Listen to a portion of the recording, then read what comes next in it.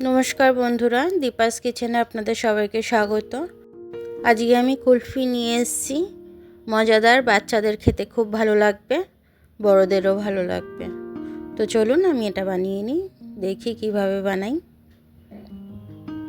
দেখুন, কিছুটা পাউরুটি আমি এর মধ্যে দিয়ে দিলাম। মিক্সিতে আমি এটা পুরো গুঁড়ো করে নেব।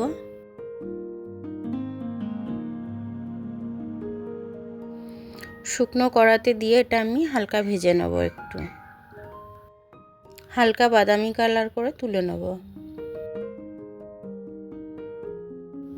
ওই কড়াতেই আমি চিনি দিয়ে দেবো, একটু ক্যারামেল তৈরি করে নেব। আর বেডকামটা আমার পুরোটা লাগবে না, অল্প লাগবে।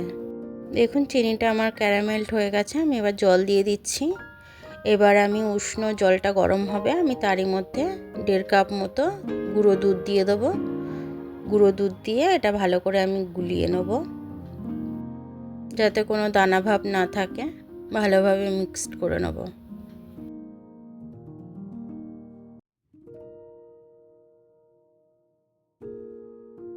ভালোভাবে মিক্স হয়ে গেছে। আমি আরেকটু চিনি দিয়ে দেবো মিষ্টির জন্য। যে পাউরুটিটা গুঁড়ো করে রেখেছিলাম সেটা অর্ধেক দিয়ে দেবো আমি। এগুলো সব কিছু মিশিয়ে নেব, নিয়ে ভালো করে আমি ফুটতে দেবো এটাকে।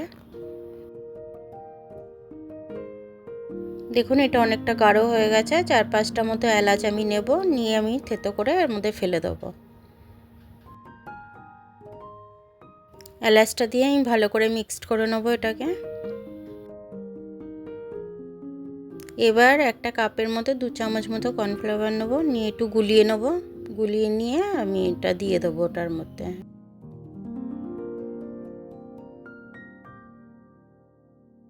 এবার পছন্দ মতো ড্রাই ফ্রুট দিয়ে দেবো আমি কিছু এর মধ্যে। আপনারা আপনাদের পছন্দ মতো দিয়ে দেবেন। একটু ঠান্ডা করে নেব, তারপর মিক্সিতে দিলাম এটা আমি। এবার একটু মিক্সিতে দিয়ে আমি এটা পেস্ট বানিয়ে নেব। নিয়ে এবার দেখুন, এটা পাতলা হয়ে যাবে। এবার আমি আইসক্রিমের মোলে ঢেলে দিচ্ছি, কারণ আমার কুলপির মোলটা নেই, ওই কারণে।